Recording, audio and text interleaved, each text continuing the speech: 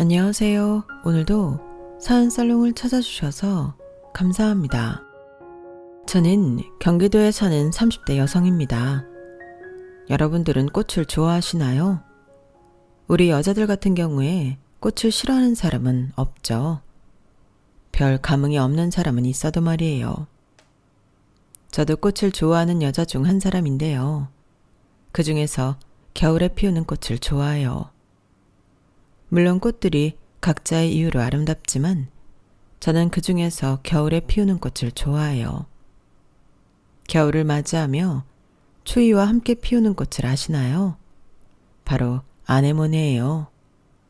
아네모네는 보라색, 분홍색, 빨간색, 하얀색 등의 색으로 피어나죠.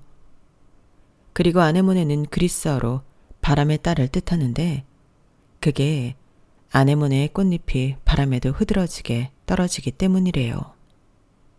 그래서인지 아네모네의 꽃말은 참 슬퍼요. 기대, 기다림, 고독, 배신, 사랑의 괴로움, 허무한 사랑 등 헛헛하고 서글픈 꽃말을 가지고 있죠. 저는 오늘따라 그런 꽃말을 가진 아네모네가 머릿속에서 떠나지 않네요. 꼭 제 처지 같아서요. 그게 무슨 뚱딴지 같은 소리냐고요?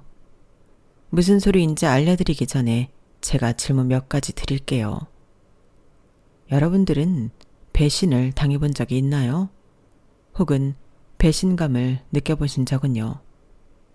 아니면 믿는 도끼에 발등 찍혀보신 적은요? 있으신가요? 사실 인간관계라는 게 그래요. 제 마음대로 흘러가지 않을 때가 많잖아요. 그래서 배신이라는 것도 경험해 보신 분들이 계실 거라고 믿어요. 단 몇 분이라도 말이에요. 혹은 생각보다 많은 분들이 경험해 봤을지도 모르죠.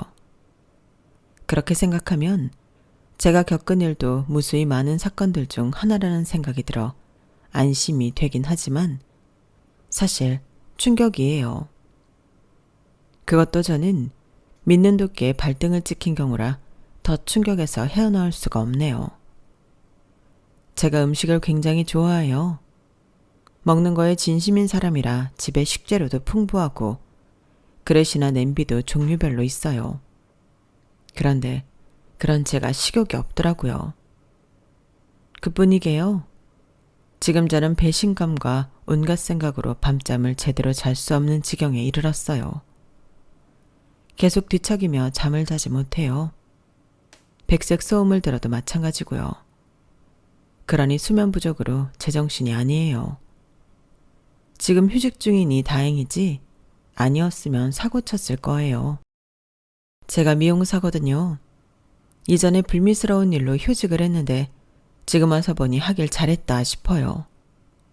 물론 제가 미용 일을 10여 년 동안 이런 일이 없었지만요. 이제 제가 어떤 배신을 당했는지 궁금하시죠?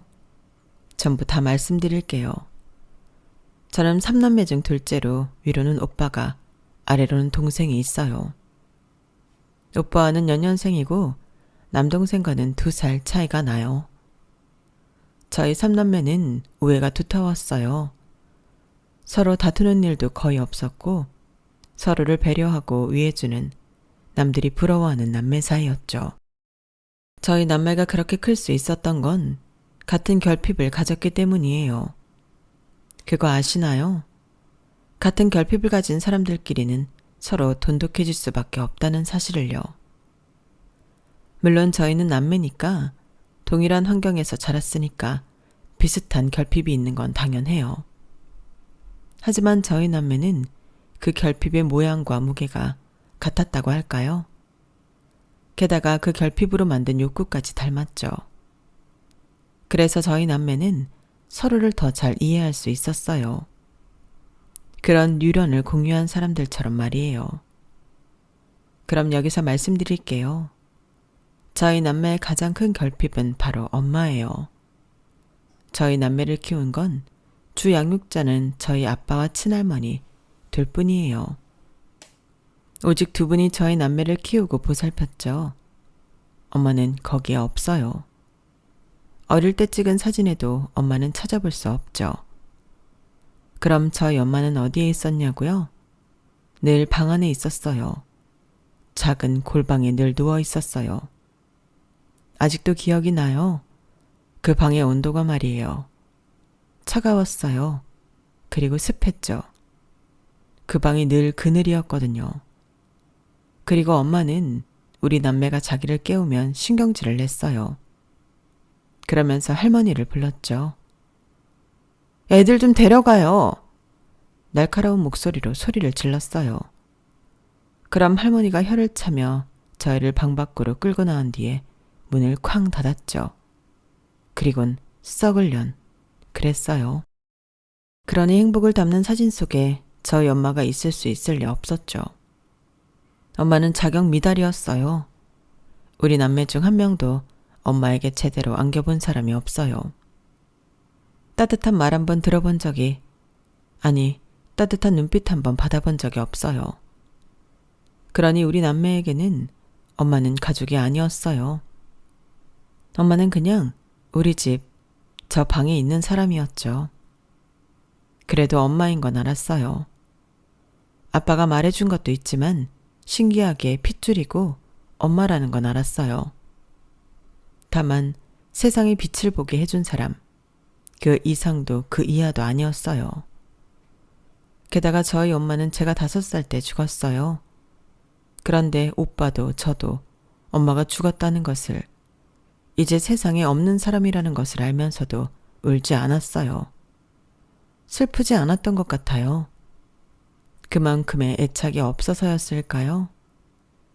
지금 생각해보면 그래도 엄만데 좀 울어주지 그랬어 하는 생각이 들긴 하지만 별 수 있나요? 그게 엄마 복이죠. 애들은 솔직하잖아요. 게다가 그때 아빠도 울지 않았어요. 만약 아빠가 울었다면 따라 울었을 텐데 조문객들이 보기엔 좀 이상했을 것 같아요. 그리고 제가 고등학생 때 엄마의 사연을 우연치 않게 듣게 되었어요. 할머니가 친구들과 이야기를 하는 걸 방 너머로 들었거든요. 우리 며느리? 아유, 말도 마라. 내가 다 키웠어. 이제 와서 하는 말이지만 애엄마가 애들을 그렇게 내버리는데 내가 어떻게 가만히 있어? 안 그래? 아니, 나는 애 낳고 지 새끼 품에 안 안아보는 엄마는 처음 봤다. 간호사가 안으라고 애 가져다 주니까 치우래. 날 딱 보더니 어머니라도 안으시든가요 하는 거야. 아니, 그럴 거면 만들긴 왜 자꾸 만들어? 셋이나 만들어서는 원. 그래놓고 어느 날에 지 혼자 갓비대? 화장실 문을 내가 먼저 열어서 망정이지. 애들이 봤어 봐. 내가 등골이 서늘해. 아직도 그때만 생각하면 악몽을 꿔. 내가 걔 화장할 때 그랬어.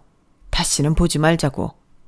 우리는 악연 중에 악연이니까 나한테도 애들 아범한테도 내 새끼들한테도 절대 꿈에도 나타나지 말라고. 내가 그렇게 빌고 또 빌었어. 언제는 애들 아범 좋다고 결혼시켜 달라고 해서 시켜줬더니 애 낳고 그렇게 변해삐대? 내가 지 혼자만 애 낳나? 그렇게 저는 엄마가 산후 우울증으로 마음의 병을 키우다 그렇게 되었다는 사실을 듣게 되었어요. 그제서야 이해가 되더군요. 엄마의 장례식에서 아빠와 할머니에게 목을 조아리며 사과하는 외조부의 모습이 말이에요. 그리고 그제서 조금 원망했어요. 내가 우리 삼남매가 뭐가 그렇게 미워서 마음이 괴롭고 아팠는지 물어보고 싶기도 했고요. 그래서 어떤 밤엔 혼자 울기도 울었죠. 제가 꼭 잘못 태어난 존재 같기도 해서요. 뭐 솔직히 정확한 마음은 모르겠어요. 설명할 수가 없네요. 그러다 언제는 오빠에게 사실을 털어놓았어요. 그러더니 오빠는 제가 들은 게 정확하냐고 묻더니 그렇다니까 곰곰이 생각하더라고요. 그런데 아무리 사실이 그렇다고 해도 지금 우리 가족이 달라질 건 없어. 생각해봐. 그건 엄마의 선택이었고 그땐 우린 어렸어. 그러니 엄마의 마음이 치유될 수 있게 뭔가를 해줄 수 없었다고. 알아차리지도 못했잖아. 물론 그렇다고 그게 우리의 잘못은 아니야. 그렇다고 아빠의 잘못이나 할머니의 잘못도 아니지. 그냥 그럴 수밖에 없었던 거야. 그리고 잘못 태어난 아이? 글쎄, 난 꼭 그렇게 생각하진 않아. 어떤 존재도 잘못 태어난 존재는 없어. 그리고 우리가 지금 불행해? 아니잖아. 그냥 그럴 수밖에 없었던 거야. 우리가 어쩔 수 없었던 일들에 대해 너무 깊게 생각하지 마. 앞을 봐야지. 거기에 머물러선 안 돼. 저는 의연한 오빠의 모습을 보고 마음을 정리할 수 있었어요. 그리고 그 뒤로부터는 엄마에 대한 이야기는, 엄마의 존재는 다시 심연에 묻었어요. 그렇게 새로운 사실을 알고 길을 헤맨 저는 다시 다정한 저희 가족에게 돌아갈 수 있었죠. 다정한 저희 가족. 저희 가족은 정말이지 남들이 부러워할 만한 가족이었어요. 유머스럽고 다정한 아빠, 엄마를 대신해 살뜰히 가족에게 헌신하는 할머니, 공부도 운동도 못하는 게 없는 든든한 오빠, 손재주가 좋고 상냥한 저, 그리고 애교스러운 남동생. 정말 누구 하나 모난 데 없는 정다운 집안이었죠. 저희 식구들은 누구보다 식구를 생각했어요. 그래서 저녁 식사는 큰일이 없는 한 함께 했고, 누군가 출근이나 외출을 할 땐 포옹을 잊지 않았죠. 그리고 저희 식구들은 방문을 절대 닫지 않았어요. 집에는 여기저기 가족 사진이 있었고, 연애 이야기나 사랑 이야기 같은 비밀스러운 이야기도 가감없이 나누곤 했죠. 생각해보면 사춘기도 크게 없었던 것 같아요.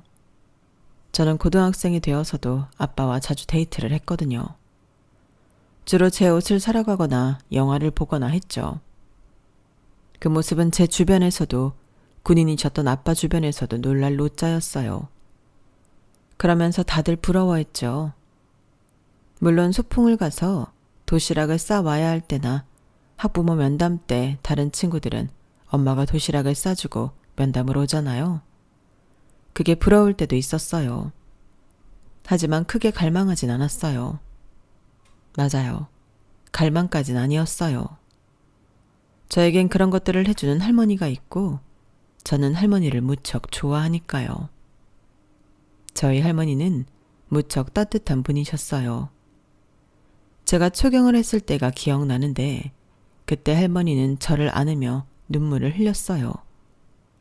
그리고 아빠에게 전화해 케이크를 사라고 하셔서 그날 파티를 열어줬죠. 그렇게 섬세하고 따뜻한 분이셨어요. 그런데 제가 감히 어떻게 갈망할 수 있겠어요? 그리고 오빠가 군입대를 하고 부사관이 되어 다른 지역으로 발령을 받기 전까진 함께 살았어요. 제가 전문대를 나와 미용사가 되었는데 저희 집 근처 미용실에 입사해 독립하지 않아도 되었고, 남동생도 4년째 대학을 중퇴하고 친구와 옷가게를 차려서 독립하지 않았거든요.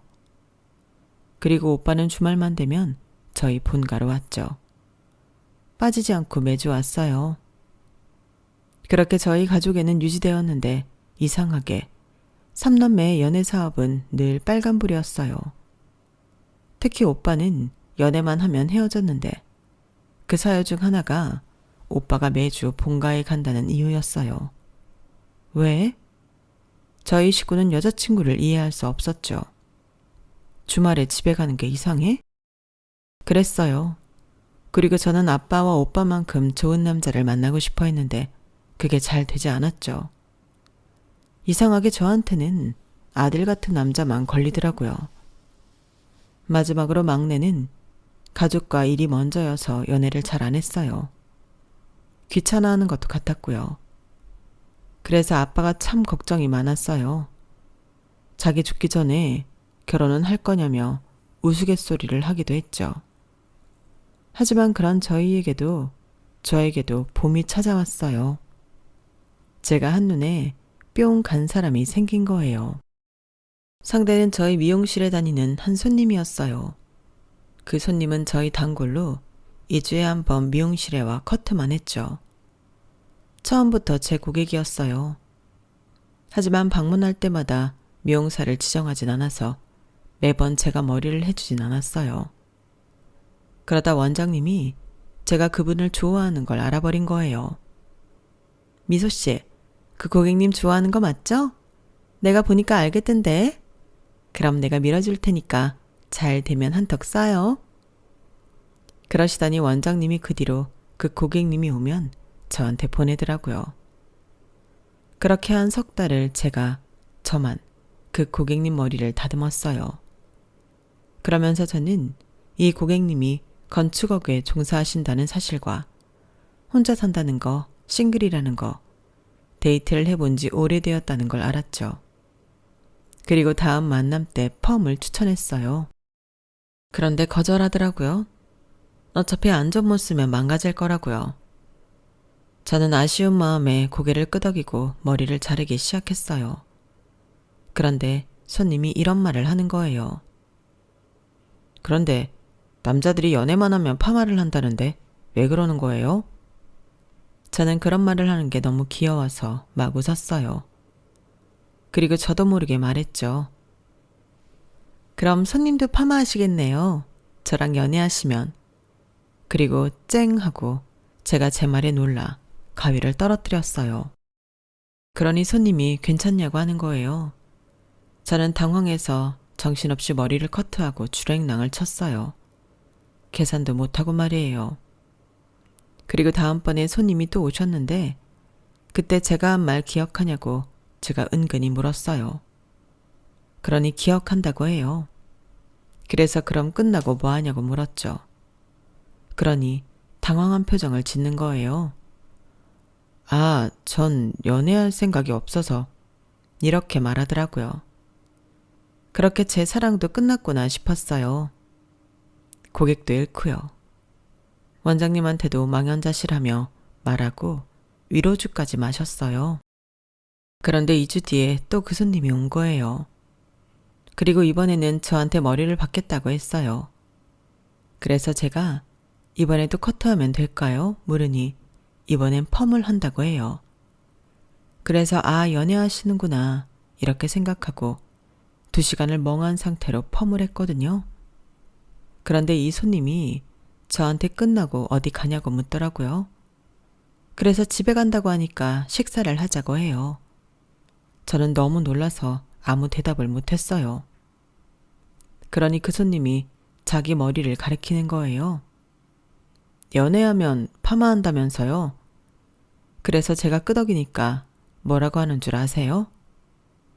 연애해보려고요, 미소 씨랑. 저는 제 이름도 여태 모르는 줄 알았어요.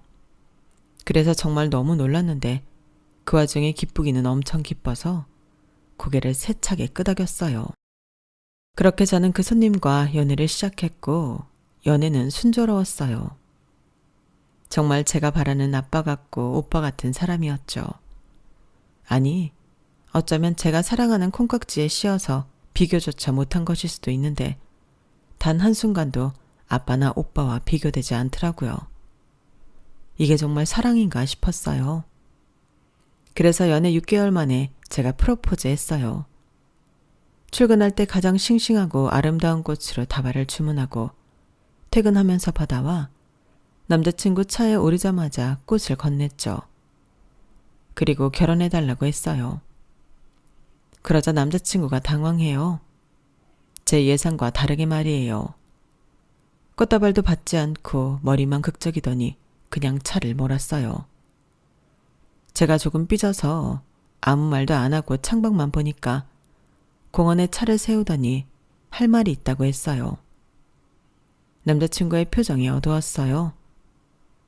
미소야, 내가 말하지 않은 게 있는데 나 사실 고아야. 어떻게 말해야 할지 내가 연애를 해본 적이 없어서. 그런데 네가 오늘 나한테 프로포즈 할 줄 알았더라면 어제라도 말했을 거야. 정말 숨길 생각은 없었어. 믿어줘. 그러면서 남자친구가 자기 이야기를 해요. 남자친구는 사실 신생아 때 보육원에 버려진 고아예요. 그러다 4살 때 처음 입양되어 6살 때 그 집에 아이가 생겼다며 파양되고 12살에 다시 입양되었다가 그 집 자식들이 괴롭혀서 15살 때 다시 파양되었어요. 그리고 성인이 될 때까지 보육원에 살다가 지원금을 받고 퇴소했죠. 남자친구는 그 돈으로 구할 수 있는 작은 반지하에서 막노동을 하다가 건축업을 배웠어요. 그리고 지금까지 그 일을 하고 있었죠. 연애는 정말 해본 적이 없었다고 해요. 자기 수준에, 자기 형편에, 자기 처지에 연애는 사치라고 생각했죠. 그런 마음에 쉽게 누군가를 좋아해 본 적도 없었어요. 누군가 자기를 좋아한다고 다가온 사람도 없었고요.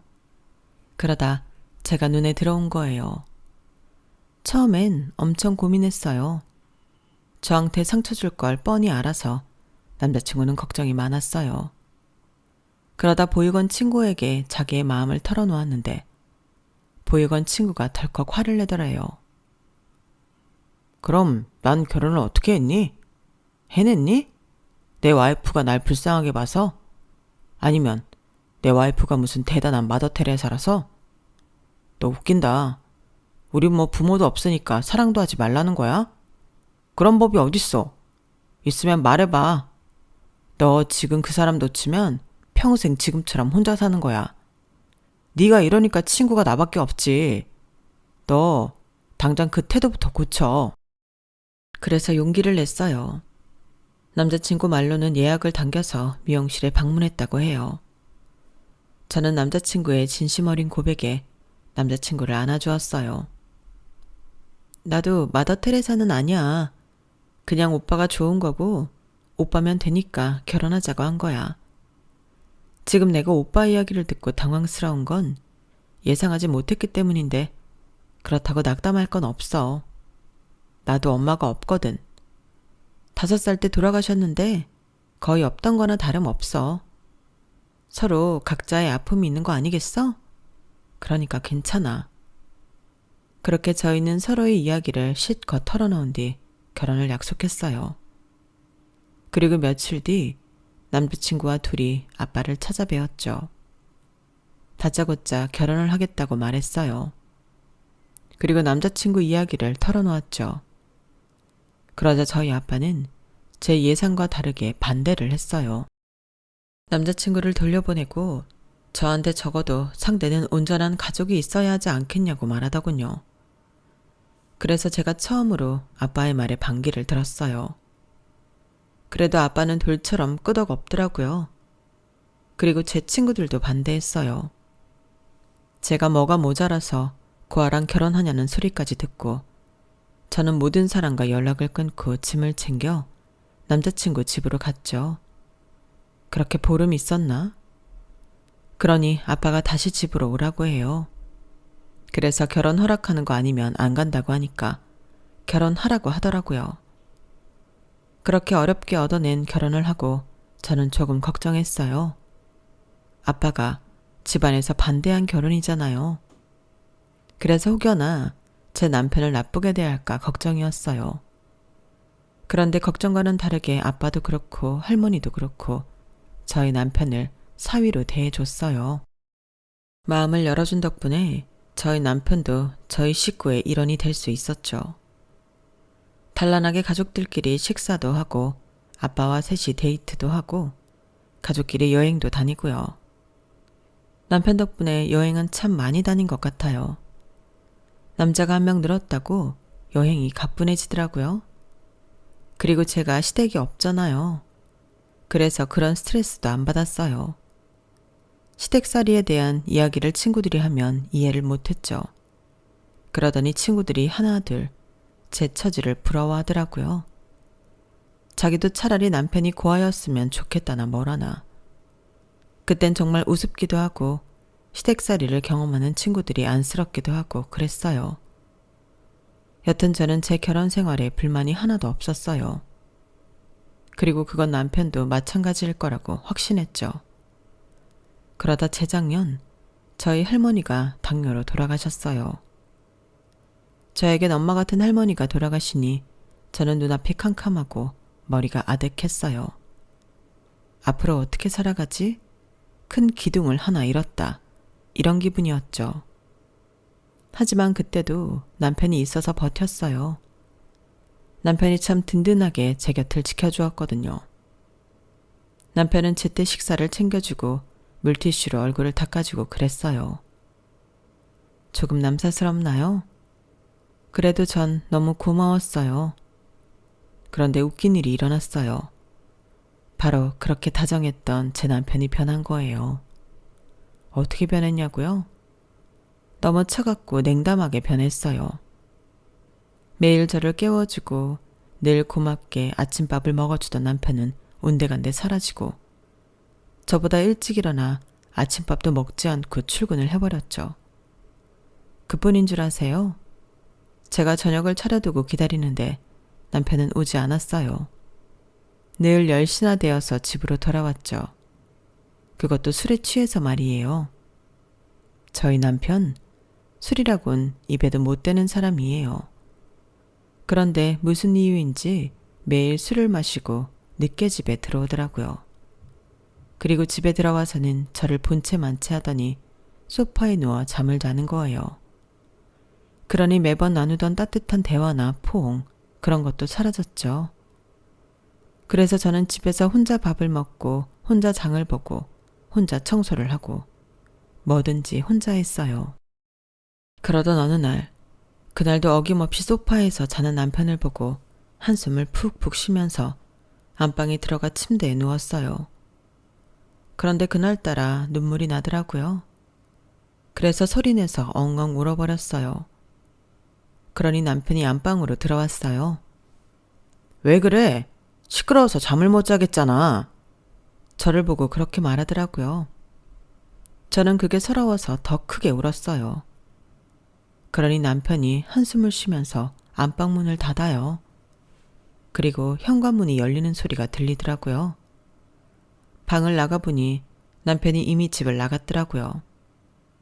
저는 너무 충격을 받고 서러워서 그 자리에 주저앉아 울다가 소파에서 잠들었어요. 그리고 남편은 아침에 들어왔는데 저를 쳐다도 보지 않고 씻으러 들어가더라고요. 그래서 제가 남편이 씻고 나올 때까지 기다렸어요. 그리고 남편을 졸졸 쫓아다녔죠. 그러니 남편이 인상을 팍 썼어요. 제가 처음 보는 얼굴이었죠. 제발 좀 그만해. 너 때문에 숨 막혀서 하루하루 살 수가 없어. 날 좀 내버려 둘 수 없어? 제발. 제발. 저는 너무 당황스러웠어요. 그래서 아무 말도 못했죠. 남편은 화를 참을 수 없는 것처럼 보였어요. 갑자기 쿠션을 벽에 던졌죠. 그리고 결혼 사진을 던지려다 화장대에 엎어놓았어요. 나 좀 내버려 둬. 지금 내가 간신히 참고 있거든? 터지기 전에 건들지 마. 그리고 출근을 했어요. 저는 너무 억울했어요. 제가 뭘 어떻게 건드렸다는 거죠? 저는 아무것도 안 했고 오히려 편한 건 남편인데. 저는 정말 억울했어요. 남편이 던진 쿠션을 정리하며 또 울었죠. 정말 눈물이 마르는 날이 없었어요. 그리고 그날 그런 제 마음을 아는지 저희 아빠가 전화가 오더라고요. 딸, 뭐하니? 밥은 먹었어? 안 먹었으면 집으로 오라고. 아, 먹었다고? 한서방도 같이 먹었니? 일 때문에 요새 많이 늦는구나. 우리 딸 심심하겠네. 아빠가 지금 갈까? 아니면 일만 하고 우리 딸 놀아주지도 않는 한서방 아빠가 혼내줄까? 아이고, 그래도 남편이라고 감싸긴. 그런데 요새 한서방 많이 바쁘니? 아니, 전화를 해도 통 받지를 않아서. 왜 전화했긴? 장인어른이 간간히 사위한테 전화도 하고 그러는 거지. 저는 아빠의 그 전화에 엉엉 울었어요. 그러자 아빠가 놀라서 상황을 묻는 거예요. 그래서 제가 남편이 변했다고 저에게 너무 쌀쌀맞게 구는데 이유를 모르겠다고 했어요. 그러자 아빠는 잠깐 아무 말이 없더니 알겠다고 했어요. 그리고 전화를 끊었죠.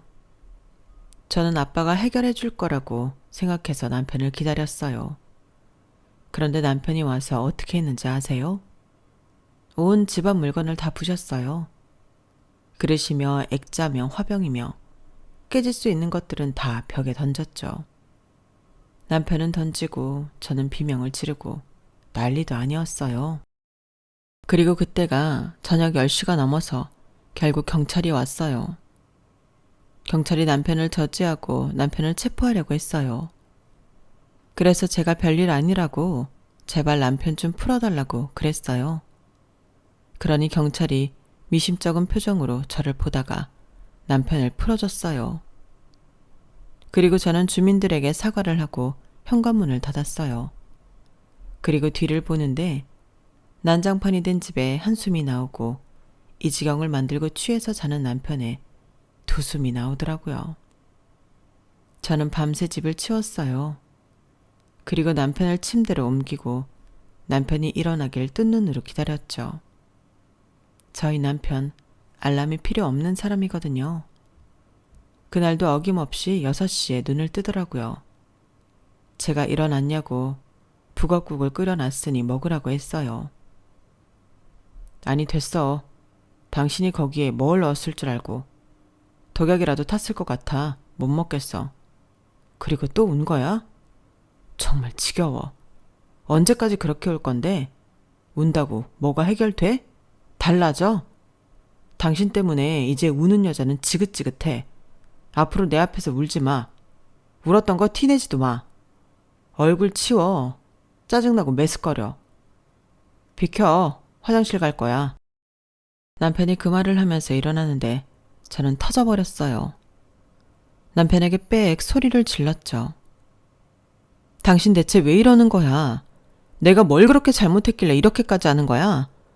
아무리 생각해봐도, 머리에 쥐가 날 때까지 생각해봐도 내가 당신한테 요 근래 잘못한 게, 아니 뭘 한 게 없는데 대체 나한테 왜 이러는 거야? 갑자기 뭐 정신병이라도 걸렸니? 아니면 날 정신병 걸리게 만들고 싶어졌어? 다른 여자가 생긴 거야? 도대체 말을 해봐. 얼토당토 안 한 이야기여도 내가 들어줄 테니까. 제 울분을 듣자 남편이 픽 하고 웃어요. 그래, 네가 뭘 잘못하진 않았지. 그런데 그게 문제라고 생각은 안 해봤어? 그리고 여자? 여자라면 이 말 하기가 좀 더 쉬웠으려나? 그래, 너 괴로운데 늦게 말해서 미안해. 우리 이혼하자. 너랑은 이제 1분 1초도 같이 있고 싶지 않아. 저는 고통스러웠어요. 남편에게 제 마음을 알아달라 호소한 결과가 이런 소리일 줄은 몰랐거든요. 우리 천사 같던 남편은 지금 어디로 간 걸까요? 이혼이라뇨. 저희 부부 정말 그 어떤 문제도 없었어요. 그런데 이혼이요? 전 정말 하늘이 무너지는 기분이었어요. 그래서 제가 아무 말도 못하자 남편은 서랍에서 종이 한 장을 꺼내 저에게 던졌어요. 휙휙 종이가 힘없이 제게 떨어지는데 이혼 합의서더라고요. 재산은 너도 나도 없으니 문제될 거 없고 애도 없으니 문제될 거 없지? 적당히 쓰고 제출해. 그리고 제가 우니까 남편이 욕을 하면서 옷만 갈아입고 출근을 하러 나갔어요. 저는 닫힌 현관문이 꼭 남편의 마음 같아서 엉엉 울었네요. 그리고 그 이후로 제 상태는 좀비 같았어요. 하루 종일 이혼 생각만 했죠. 일에도 집중할 수 없었어요. 그래서 일단 휴직했죠. 그리고 집에서 내내 남편만 기다렸어요. 그런데 남편이 보름 만에 집에 돌아왔죠. 다짜고짜 제 얼굴을 보더니 언제까지 안 줄 거냐고 물어봤어요. 이혼 합의서 말이에요. 그래서 제가 정말 이혼이 하고 싶냐고 물었어요. 그러니 고개를 끄덕여요. 왜? 물었어요. 그러니 자기 행동을 보면 모르냐고 해요. 이제 더 이상 저를 사랑하지 않는다고요. 그래서 저는 남편이 보는 앞에서 합의서를 다시 썼어요. 눈물이 앞을 가리더군요. 그래도 꾹꾹 눌러 담아 썼어요. 그리고 남편에게 건넸죠. 고마워. 짐은 나중에 찾으러 올게. 남편이 이렇게 말하고 일어났어요. 그리고 제가 여자가 생긴 거냐고 물었어요. 남편이 저를 지나쳐 현관으로 향했어요. 여자가 생긴 거면 그게 더 다행이지. 신발을 신으며 그러더라고요. 저는 그렇게 남편을 보냈어요. 그리고 다음날 남편과 합의서를 제출했고 혼자서 오지도 않을 남편을 기다렸어요. 그런데 남편에게선 전혀 연락이 없었고 오빠에게서 전화가 왔어요. 저희 아빠가 쓰러졌다고 급한 목소리로 말했어요. 저희 아빠 심장병이 재발한 거예요. 저희 아빠가 오래전부터 심장이 안 좋았거든요. 그래서 몇 년째 심장약을 먹고 계세요. 그런데 한동안 괜찮았어요. 천천히 운동도 하고 식단 관리도 하고요. 금연도 계속하고 있어요. 그런데 길을 걷다가 쓰러져 응급실로 이송 중이라는 거예요. 저는 너무 놀라서 벌떡 일어나 응급실로 갔어요. 그러면서 택시에서 남편에게 전화를 했죠. 그러니 남편이 한참 말이 없었어요. 원래 심장병 있었잖아. 심장이 얼마나 중요한 기관인지 알면서 그래. 심장이 막 간 거면 애초에 막 간 거지. 그런데 뭔 호들갑이야. 이렇게 될 줄 몰랐어? 그럼 뭐 너희 아빠는 얌전하게 자면서 죽을 줄 알았어? 보상이라도 누릴 줄 알았냐고. 웃기네. 자업자득인 거야. 자승자박인 거라고. 그러니까 나한테 전화해서 질질 짜지 말고 장례식에서나 불러. 그렇게 남편은 전화를 끊었고 저는 정신이 혼미해질 정도로 울다가 택시에서 내렸는데 설상가상으로 아빠가 돌아가셨더라고요. 뒤늦게 온 오빠와 남동생이 무릎을 꿇고 울고 저는 더 이상 눈물도 나지 않아서 차갑게 식은 아빠의 몸을 바라보고 있었어요. 저는 거의 좀비 같은 상태로 아빠 장례식을 준비했어요. 그리고 남편에게 전화를 해 아빠가 돌아가셨다고 장례식장 장소를 알려줬는데 아무 말이 없더라고요. 그래서 나보고 가서 시중이라도 들라는 거야?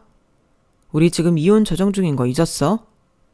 우리가 지금 부부라고 생각하는 거야? 우린 이제 곧 남남이라고. 그런데 지금 거길 오라는 건 부조금이라도 땡겨보겠다는 거야? 당신이나 당신 가족이나 참 속보인다. 너무한다고. 그렇게 말하고는 전화를 끊었어요. 저는 일단 하루를 기다렸는데 정말 남편은 오지 않았어요. 그래서 남편이 일어나기 전에 남편의 오래된 친구에게 전화해 남편의 거처를 알아낸 다음 남편을 찾아갔죠. 비밀번호는 냅다 저희 결혼기념일을 눌러봤는데 문이 열렸어요. 솔직히 그것도 기가 막혔어요. 어제는 이제 저희는 부부도 아니고 남남이라느니 그런 말을 해놓고 현관 비밀번호는 저희 결혼기념일이냐뇨. 그리고 더 기가 막힌 건 뭔지 아세요? 남편이 그 시간에 깨어있는 거예요. 그리고 놀랍게도 울고 있는 거예요. 저희 남편이 말이에요.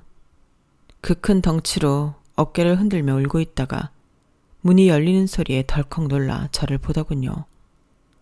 얼마나 울었는지 눈이 팅팅 부어서 토끼 눈이 되어 있었어요. 저는 덜컥 화를 내려는 마음이 온데간데 사라지고 놀라서 남편에게 다가갔어요. 무슨 일이야? 왜 울어? 어디 아파? 제가 물으니 남편은 저를 안고 막 울어요. 그래서 제가 무슨 일이 있는지 물었어요. 그러니 미안하다는 말만 반복해요. 저는 통 그 속사정을 알 수가 없었어요. 그런데 울음이 거의 멎은 남편이 실토를 하더라고요. 어제 장인어른 장례식에 안 가서 미안해. 오늘도 가지 않았으니 오늘도 미안하고. 그리고 이제까지 모지말했던 것도 상처 줄 행동을 했던 것도 다 미안해. 너무 어리석고 미숙한 말과 행동들이었어. 이미 상처는 다 받았겠지만 미안해.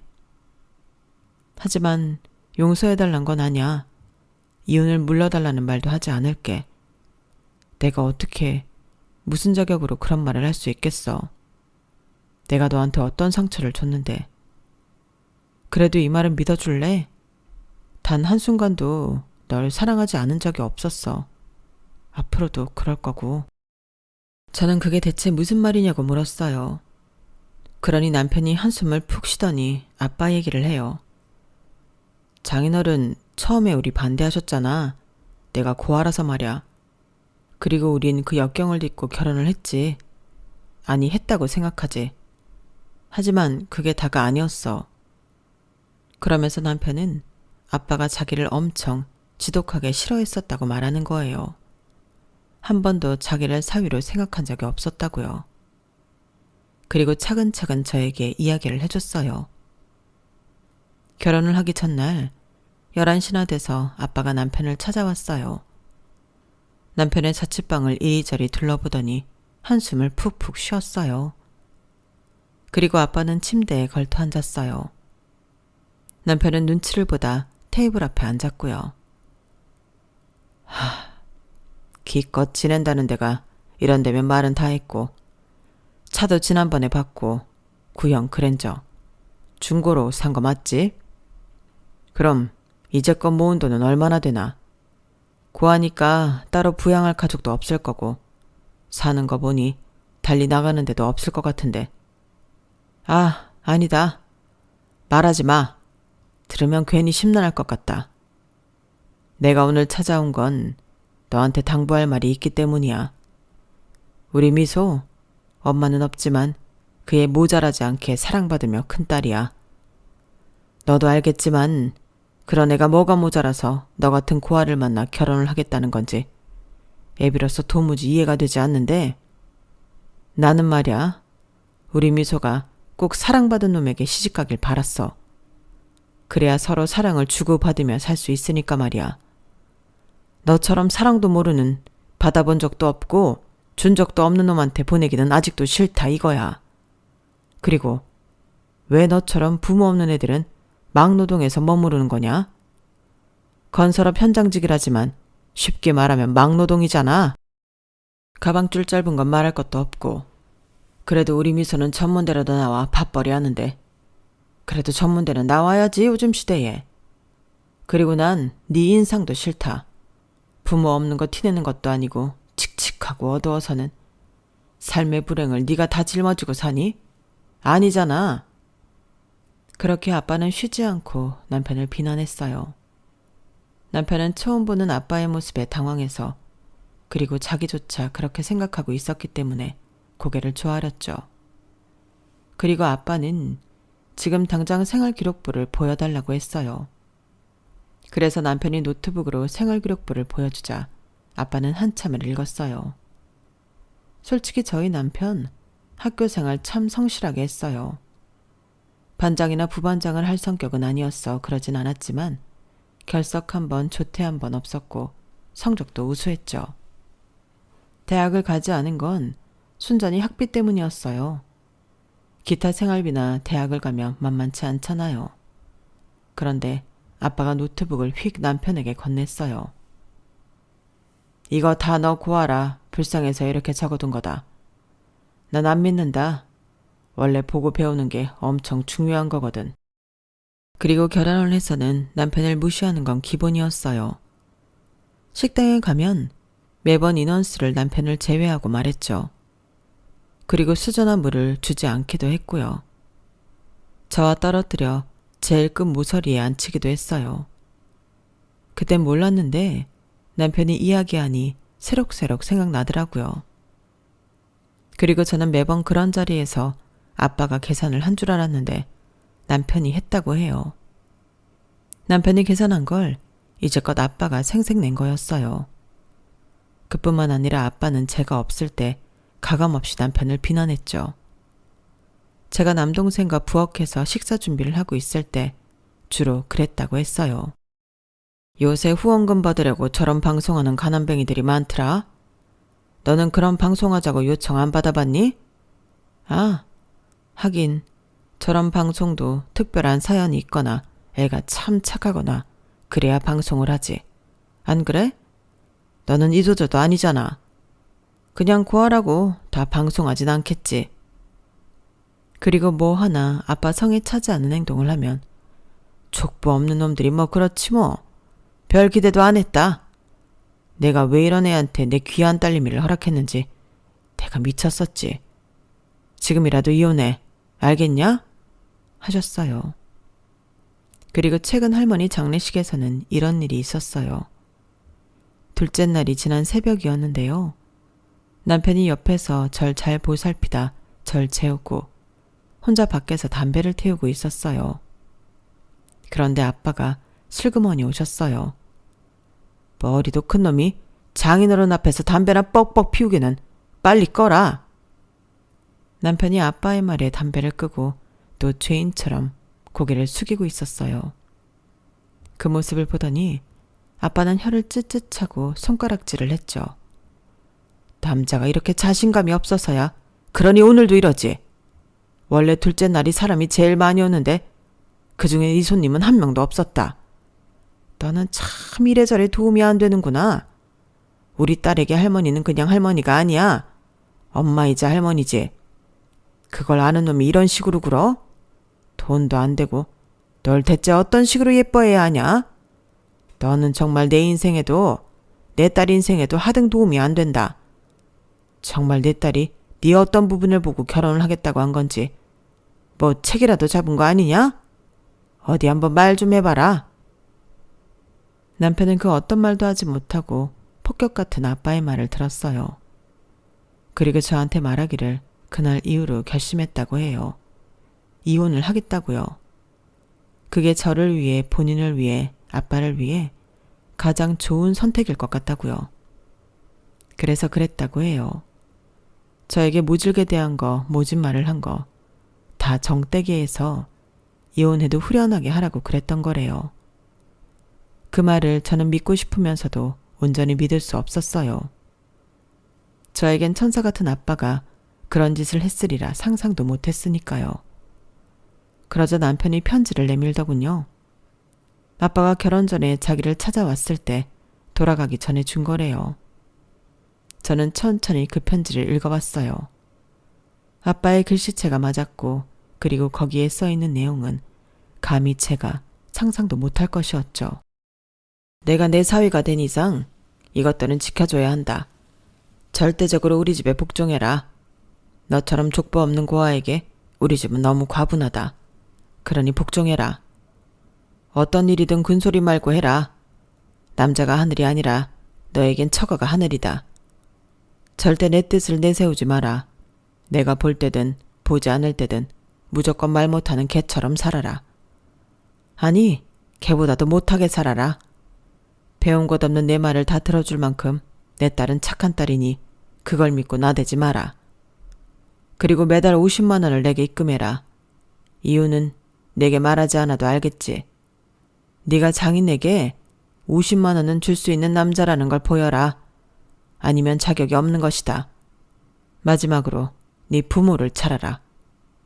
내 부모가 백만장자일지 누가 아냐? 찾아서 나한테 보고해라. 편지엔 그렇게 적혀 있었고 저는 남편의 말을 믿을 수밖에 없었어요. 그리고 무너진 남편의 얼굴을 보고 물었어요. 정말 부모를 찾았냐고요. 그러니 남편이 고개를 끄덕여요. 그런데 친엄마만 찾았다고 해요. 친엄마는 시장에서 김밥을 팔고 있다고요. 그래서 그걸 장인어른에게 말씀드리니 뭐라고 하셨는 줄 알아? 혀를 쯧쯧 차면서 너는 어김없이 나한테 도움이 안 된다 이러셨어. 아마 정말 백만장자이길 기대하셨나 봐. 그런데 다음날 친엄마한테 연락이 온 거야. 장인어른이 왔다 갔다고. 그래서 죄송하다고 하니까 죄송할 건 없고 미안한 건 자긴데 다시 만나지 말자고 그러더라. 모르는 사람으로 살자고. 자기 죽어도 오지 말라고. 무슨 일이냐고 물으니 덜컥 와서는 재산 이야기, 유산 이야기 하셨다고. 털어도 10원 한 장 안 나오니까 그냥 가셨다고. 남편은 그 뒤로 아빠가 자기에게 더 쌀쌀 맞아줬다고 그랬어요. 어떤 때는 그냥 전화를 해서 욕만 한 바가지 하고 전화를 끊었다고 해요. 남편은 정말 자기가 어거지로 키우는 개가 된 기분이었다고 해요. 남편은 오직 저 하나만 보고 버텼다고 말했어요. 그런 남편을 보니 속도 모르고 매번 친정에 남편을 끌고 간 제가 너무 미웠어요. 그래서 남편을 끌고 사과했죠. 그리고 남편의 목을 보는데 로프 자국이 있는 거예요. 그걸 보고 울음이 터져서 같이 부둥켜 안고 몇 분을 울었네요. 그리고 저는 장례식장으로 다시 가서 오빠와 남동생에게 남편에게 들은 아빠의 만행을 모두 이야기했어요. 그러자 오빠는 장례식에서 무슨 이야기를 하는 거냐고 하더니 나중엔 자기도 알고 있었다며 시인하더라고요. 그래요. 아빠는 오빠와 남동생 앞에서도 제 남편을 무시하고 헐뜯은 거예요. 저는 참지 못하고 아빠의 영정사진을 손으로 가리켰어요. 나 지금부터 남편이랑 집으로 갈 거야. 남은 장례식은 둘이 알아서 처리해. 절대 나 부르지 마. 장례뿐만이 아니야. 제사도 둘이 알아서 해. 못하겠으면 빨리 결혼해서 와이프들한테 부탁하든지. 난 안 해. 내가 들은 게 사실인 걸 안 이상 난 아빠한테 더 이상 해줄 게 없어. 아니, 솔직히 죽은 아빠라도 불러내서 남편에게 사과하라고 하고 싶은 심정이야. 그러니까 앞으로 집안일에 나 절대 부르지 마. 우리 남편도 마찬가지야. 결국 방관한 오빠도 너도 똑같은 사람이야. 나는 지금 우리 남편한테 미안해서 쪽팔려서 혓 깨물고 죽고 싶은 걸 꿋꿋이 참는 중이거든? 그러니까 절대 나 부르지 마. 그렇게 말하고 남편의 손을 잡고 장례식을 빠져나왔어요. 그리고 저희는 이혼을 포기했죠. 같이 집으로 돌아와 오래 이야기를 했고 결국엔 저도 남편과 마찬가지로 고아가 되기로 했어요. 가족을 버린 거죠. 그리고 저희에겐 새 생명이 찾아왔어요. 결혼 5년 만에 말이에요. 정말 소중하고 감사해서 남편과 매일 행복한 날들을 보내고 있어요. 다만 배신의 상처는 아직 아물지 못하고 있죠. 사과받아야 할 사람이 이 세상에 없으니까요. 아마 시간이 걸릴 것 같아요. 혹시 제가 회복할 방법이 있다면 여러분들이 댓글로 많이 알려주세요. 빨리 이 트라우마로부터 도망치고 싶네요. 태어날 아이에게 좋은 영향만 주고 싶어요. 그러니 여러분들의 댓글과 응원 꼭 남겨주세요. 여기까지 저의 사연입니다. 고민처럼 털어놓았지만 들어주셔서 감사드리고요. 여러분들은 세상 소중한 가족과 항상 사랑 넘치고 행복하시기를 바랍니다. 여러분, 사연 댓글에 응원과 현명한 조언 부탁드려요. 좋아요와 구독은 저에게 큰 힘이 됩니다. 오늘도 좋은 일 가득하세요.